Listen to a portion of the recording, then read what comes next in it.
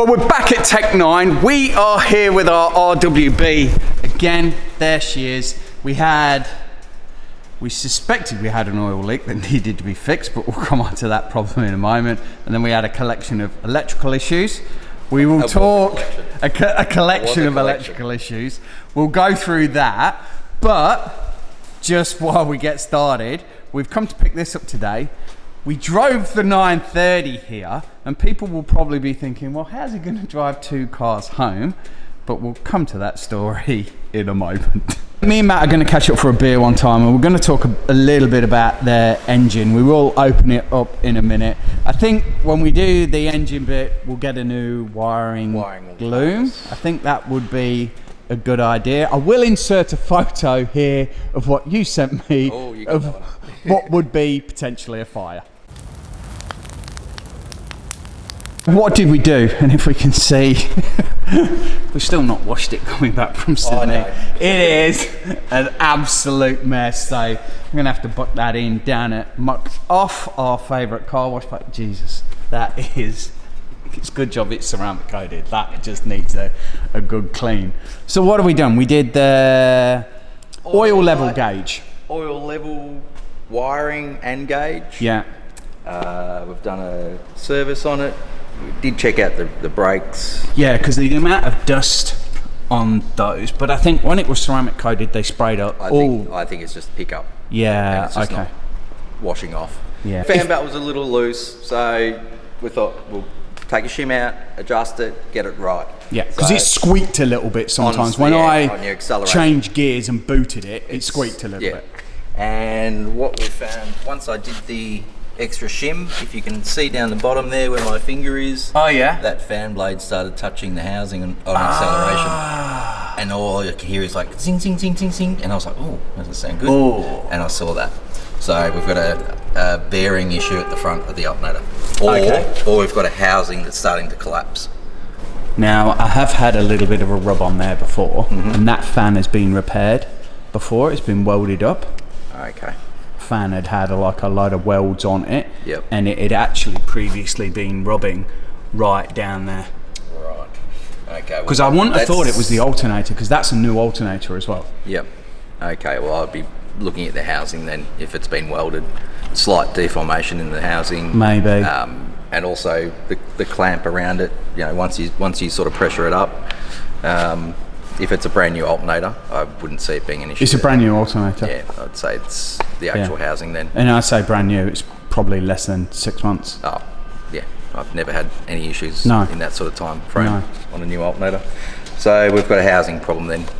Yeah, because those fins at the back, they start to collapse, just start to get cracks through them, and everything sort of falls in. So we'll put up with that for now. Yes, just leave it where it is. It's still working, the alternator's fine. We just didn't want it touching the housing because there were sparks flying out of it. So you've adjusted it so that it's all okay. Yep.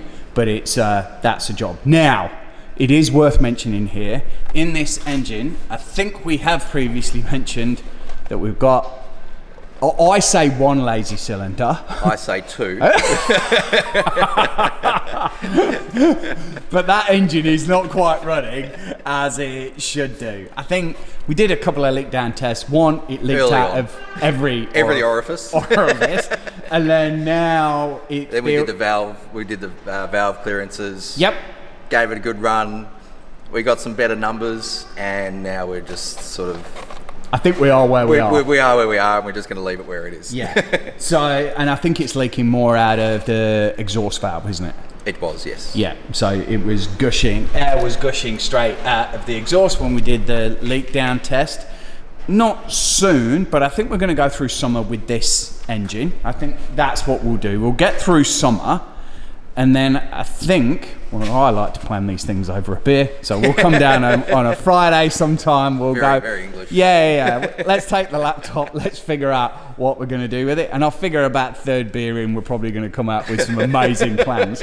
But this engine, I think, is going to get a bit of an overhaul next winter. We'll do a wiring loom. I think we're gonna once the engine's out, we'll spray paint it. Engine bay. Yeah, we'll rebuild the engine. There's been talk of, do we do a 3.2 or we do a 3 litre but make it a lot more spicy. And I think people should probably put in the comments below give us your thoughts. Is it a 3.2 or is it a 3 litre? And with RS cams and trumpets, and we need something.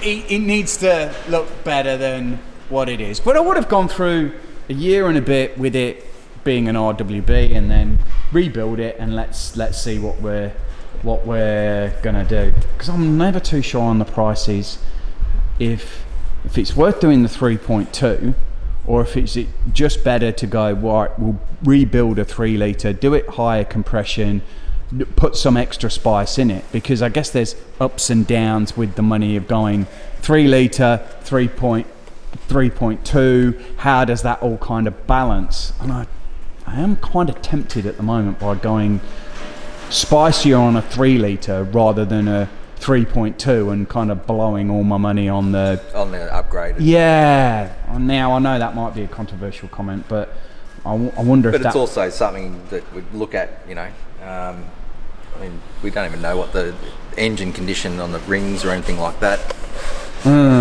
If that's going to be usable, if we're buying pistons and barrels anyway, like what do we do? So I wonder if we might have a video series at the start of winter where we pull the engine apart, and then we go, well, perhaps we look at it and then kind of figure out what the hell we might do with it.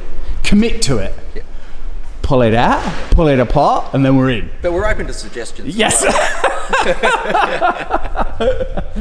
And I think then we're not faffing around. Like, as soon as it's out and it's apart, we're doing something, and we'll figure it out from there. So that's I think we've kind of talked about that it's had a lazy arse cylinder or two, but we do need to do something about that.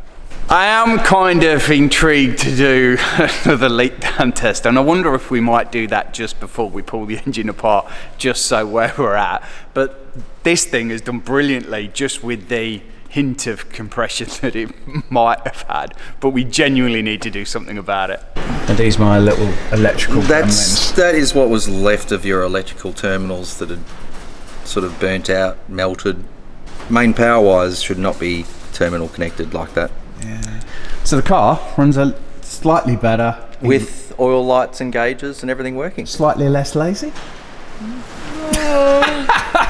And just here, we did have a load of rubbing, and we've been to Sydney and back, and that little bit of PPF doesn't seem to be too bad. We've got a little bit maybe there that has rubbed through, just a very, very minor part, but that has not done bad at all.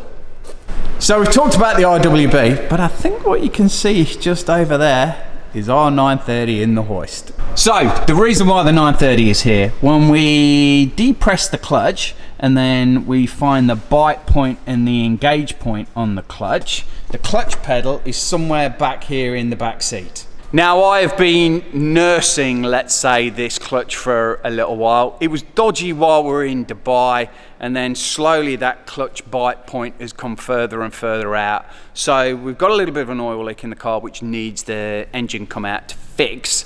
And we're like, well, just buy the clutch at the same time, and if the engine's coming out and the gearbox is coming out, then let's just do it all in one hit. We're going to open it up.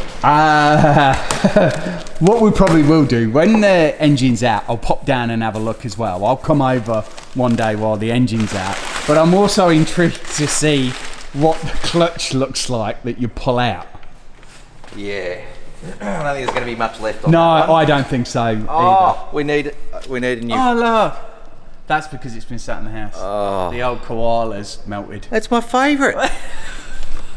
It's just been sat underneath the sink in the bathroom for a little while. Oh, there it is. Jeez. New clutch for the 930. Just in case you didn't know. Yeah. Gearbox side. And we are. That's the one pulling out is going to look nothing like this. I think it's going to be a bit more of that colour, actually. Yeah. Yep, that's the one. That is it. This video, fix the RWB. Wiring is now not going to set fire. And, we're back with the 930. That is getting a clutch repair, an oil leak on this right-hand side fixed. Then we're all going for a beer and spending money on an engine rebuild. Well, that's it. We've picked up the RWB. We're leaving the 930 here. The next time you'll see us here, we'll be having a look at how badly the clutch is worn and how the oil leak's going. See you later, guys. Have a good one.